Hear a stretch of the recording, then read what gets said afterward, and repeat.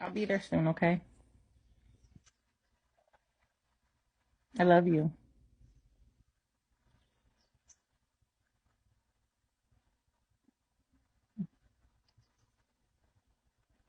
You want to talk to the, what do you say? I love you.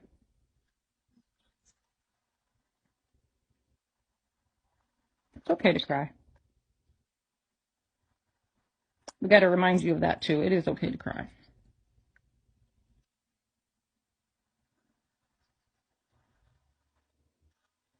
Before you know it, you'll be out of this place, okay? You're strong. I try to tell everybody you're strong. I know you very well. I'll be there as soon as I can, okay?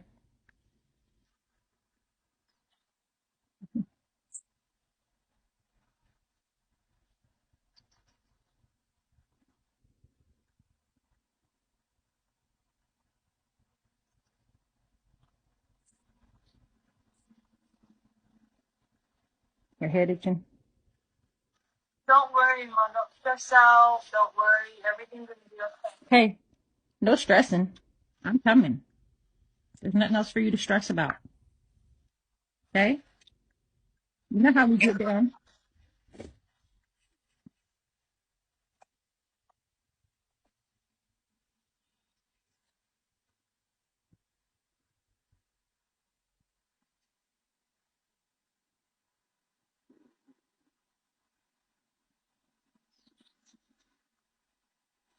Everything's good.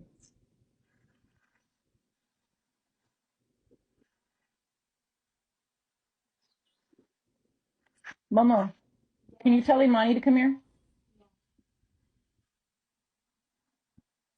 I'm going to let Imani talk to you.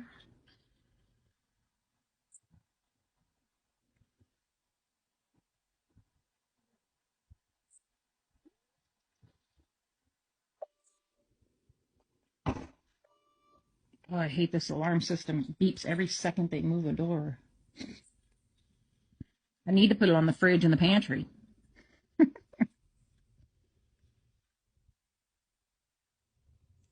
These kids act like they have to eat every minute. But we have tons of food, so I guess it's okay.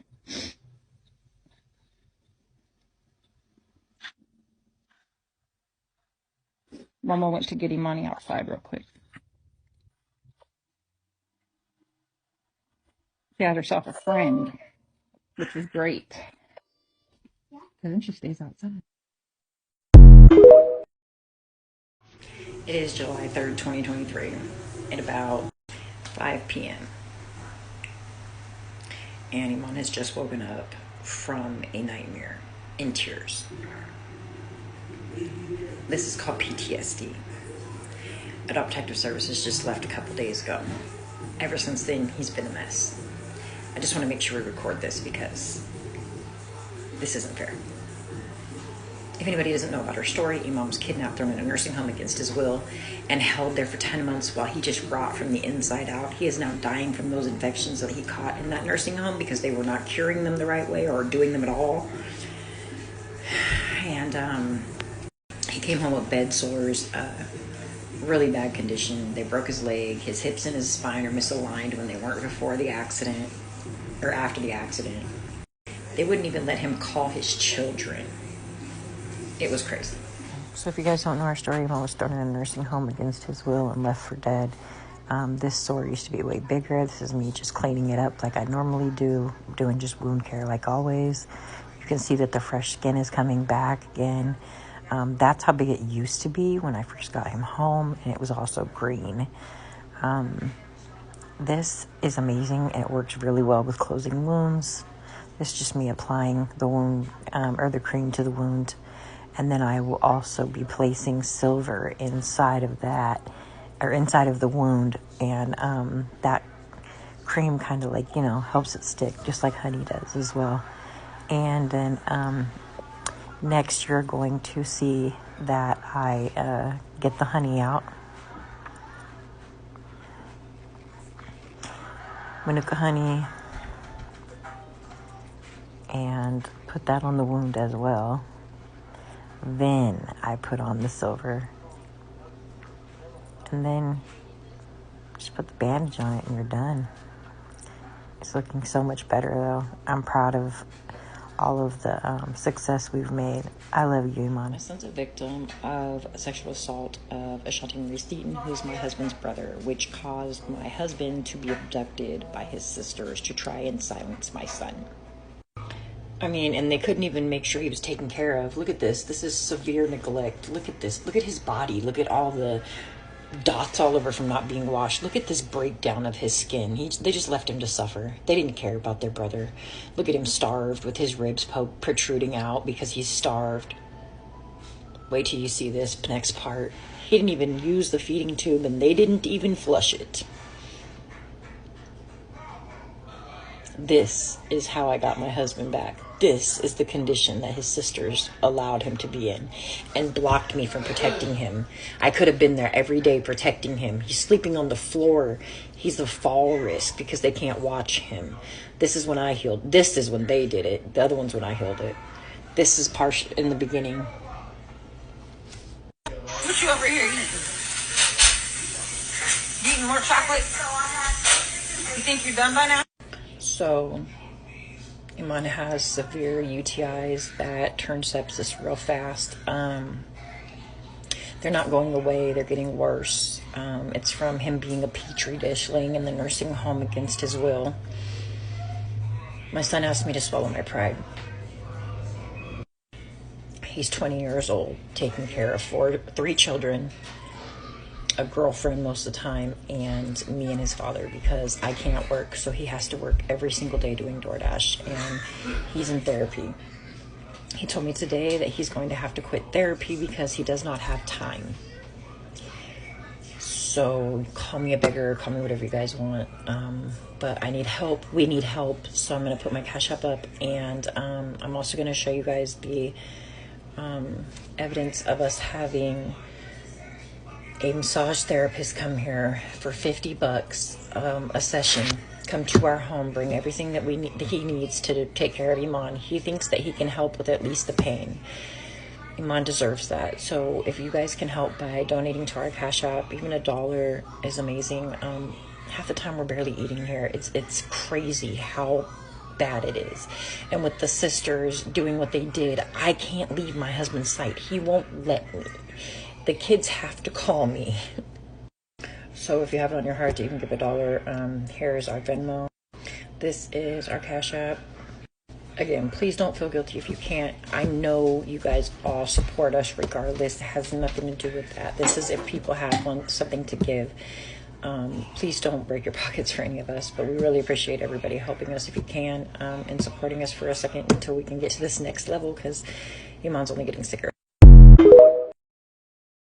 So my fingers are showing you guys right now how big it used to be, how wide it used to be compared to what I did now to it. So go ahead. Hi, my name is Iman, and I was paralyzed by nursing home. We have an amazing Army vet, single father that needs help right now, that also does massage therapy and is willing to and wants to help Iman out with his pain, but he has to charge because he's licensed and he's a mobile one, so he usually would charge $70. He's going to charge us $50. If you guys can help us, please let us know. So June 29th, 2023, at around, I think 4 p.m.-ish, maybe 3 p.m., a knock came at our door. The kid said, "Mom, this guy's pacing back and forth. I'm not answering it." So I walked over, looked out the window, and definitely seen the badges and opened the door. There was a man standing there, and he immediately said, "Hi, I'm from DHS." And I opened my door and said, "Come on in." He looked at me crazy and said, "Okay." He then walks in and he introduces himself as pretty much Adult Protective Services, and that he was sent here because Iman is being held away from his family against his will. Well, so as he was coming in, I was almost on my way out with all my court paperwork that I had so that we could go and do what I've been telling you guys, which was a spreadsheet, so we can start sending it to the attorneys, the news, and all that, right? So he tells me this, and I said, actually, let me show you what really happened. And I started showing him the videos, the photos and all, and he was just stuck. And I'm sure he's probably watching us, but he just can't say it, and that's fine. I'm glad he's watching. I then handed him the papers that proved that they were also taking Iman's SSI, and opened a food stamp case, because you cannot open a food stamp case if you're in a nursing home, period. He ends up leaving, and we became like, it was really cool. He's like, man, this was really easy. Like, you guys are really, easy people to get along with type thing. And I was like, yeah, and my son was even like, want to come back? We're going to barbecue later, but it's not legal. So he didn't. But, the fact is that, you guys watch us all the time, and you know that our house is very friendly. Like, we're just good people. We love people as long as they're good people. So he accidentally leaves his briefcase here, right? When he comes back to get his briefcase, he says, I have never done this before. And my son told me later, he said, it's because he knew he felt comfortable. He's like, you heard him. He's never done it before. He felt comfortable around us. So when he comes in, Iman is like already freaked out from him coming. And now Iman is like totally freaked out, okay? And he tells Iman, he says, Iman, I'm here for you. I'm not here for them. They don't get to hear anything about what me and you talk about. He said, they might have called me, but you are the one I'm protecting. And so Iman told him his fears, that he didn't want his sisters to come and rip him out of this house. And he said, I promise you she won't. None of them will.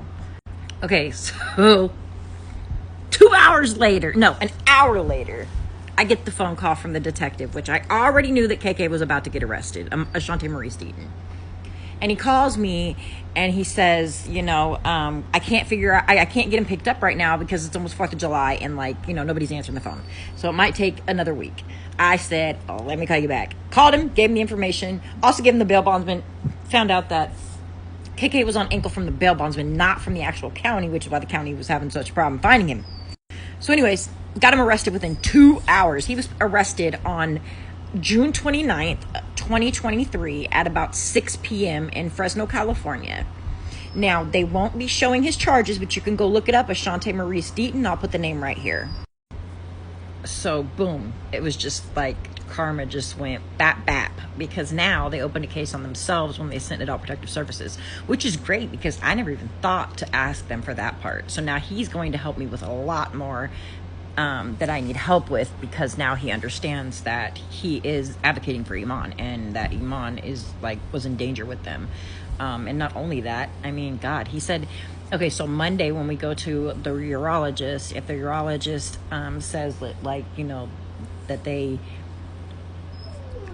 unalived him, that he's going to actually soon, which then we're going to go after them for attempted M and premeditated M as well, because there's 2 different situations.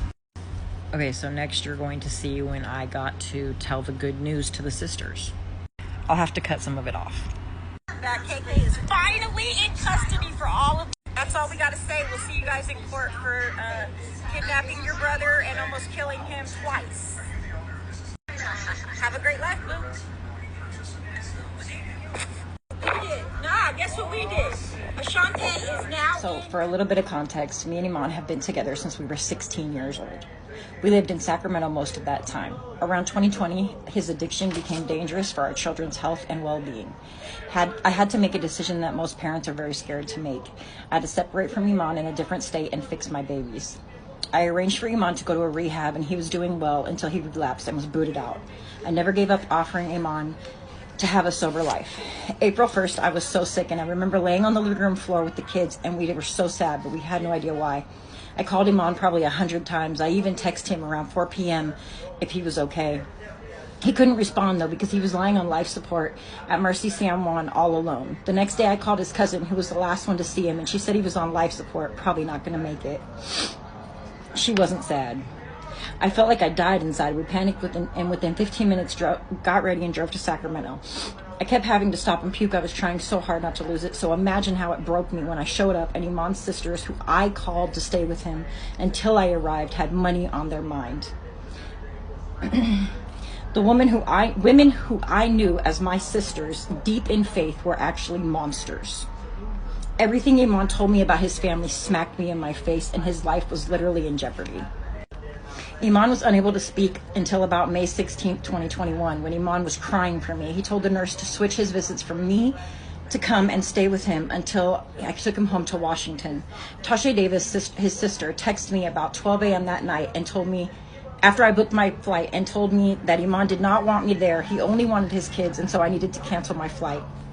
I was shocked at this point because there was no way they could pretend that Iman was not very clear on his wishes. Finally, May 25th, 2021, Iman tells Tasha Davis on video that I am recording that he wants me to come and fight this fight with him. They have no choice now, right?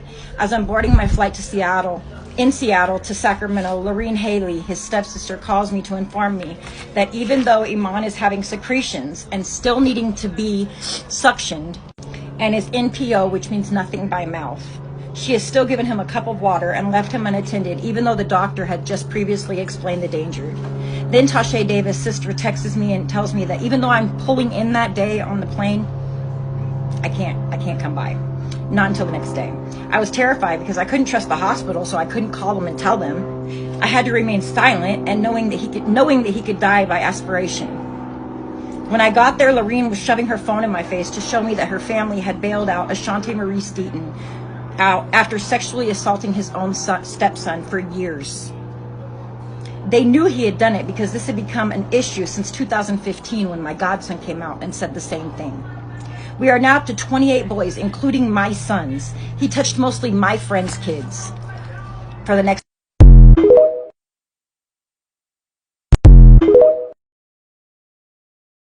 part 2. They knew he did it because this had been an issue since before 2015. My godson came out then. We are now up to 28 boys, including my sons, meaning my godson and my son. He touched mostly my friends' kids, and so I am very involved. I arrived May 27th, 2021 to Iman's hospital room. We were so happy to see each other after what had happened. I don't know if I cry, sorry. You start to appreciate people more when something like this happens. Iman apologized for his addiction and I assured him that he was already forgiven. That night they said they would keep Iman on camera and that I needed to go home because visiting hours were over. May 28th, 2021, Lorene texts me to let me know that she's going up to the hospital first. She gets there and asks the nurse for tea for Iman. She is again reminded that it is not safe to give Iman anything. He is a nothing by mouth patient for a reason. I come in and Iman has ripped out his feeding tube and it's on the ground. The nurses all decide that when I am around, Iman is much calmer. We have been together for 25 years. I'm all this man knows. Later at night, Iman spikes a high fever and I ask for his vitals. Iman has a fever and is given Tylenol. I fall asleep in a chair next to him with my head on his bed. And he wakes up burning up and sweating. Iman is in excruciating pain and he can't sit still. I ask again for vitals and request we should do labs. The nurses and doctors agree with my plan. I take the doctor aside and said they gave him water. Please check his chest. The doctor comes back and says he definitely sees fluid in Iman's lungs, but he is not sure that that's what the problem is. Iman is so sick at this point and I'm terrified. I put a smile on and tell him that he's going to get better and I throw our slow jams on. I finally get Iman asleep and I check my phone. I have missed calls and texts from Tasha Davis, who is asking me if I'm trying to keep her brother from her. This never crossed my mind. I'm nothing evil like they have shown me. The reason that she wanted to know is because Ashante Marie Steaton has essayed a lot of baby boys, and people are mad that he is out on bail and that they bailed him out. Who gives a child predator bail?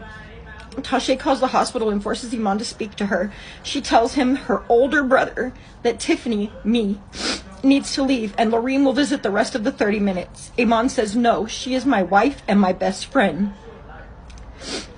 Then Lorene shows up and they have me removed. Guess what they told the social worker? That I wouldn't even look at KK, aka Ashante Marie Steaton, and that I'm against the family. They keep telling everyone that this has nothing to do with their predator brother, but they use Iman as blackmail for me to stop posting about the criminal activities they've done to our family. They wanted me to silence the victims and pretend it didn't happen. It's going to be another part 3, sorry.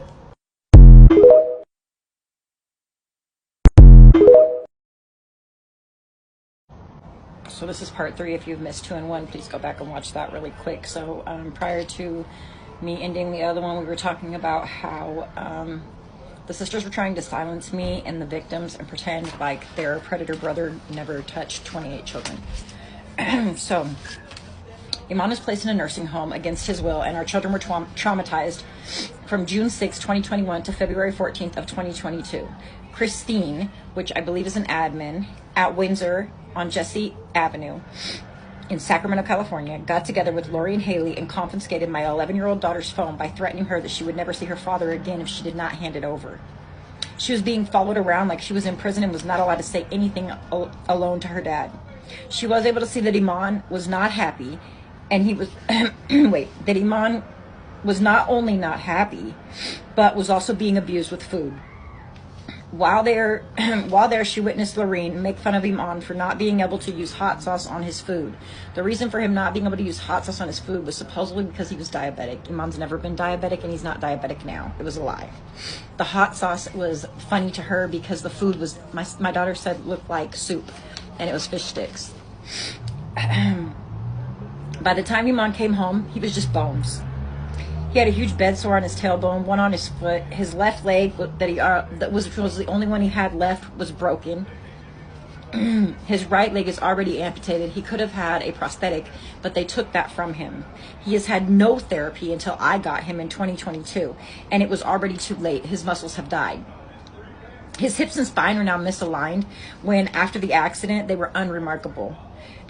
He has lost all of his muscle, and he has worked out every single day, morning and night, once in the morning and once at night before bed with the children for 25 years.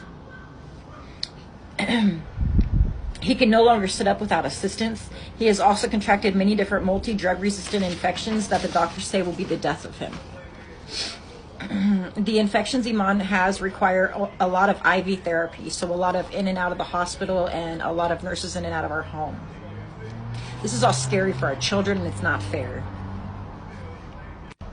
So court's coming up. Everybody can watch live. It's open for the public, and it is on Zoom. I will be posting all of that information. I'm actually taking the family to court this time myself. I'm going to be the one asking questions. I'm going to be the one putting them on the stand. I will be calling Ashante Maurice Deaton as a witness. And of course Tasha and Lorene as well. We are sending this to the DA as well for criminal charges, because this is not only abuse but attempted murder, and I don't know, it might even be premeditated murder at this point. The Shabazz family is going to get justice, and I'm going to make damn sure of it. So follow us. Let's get this done.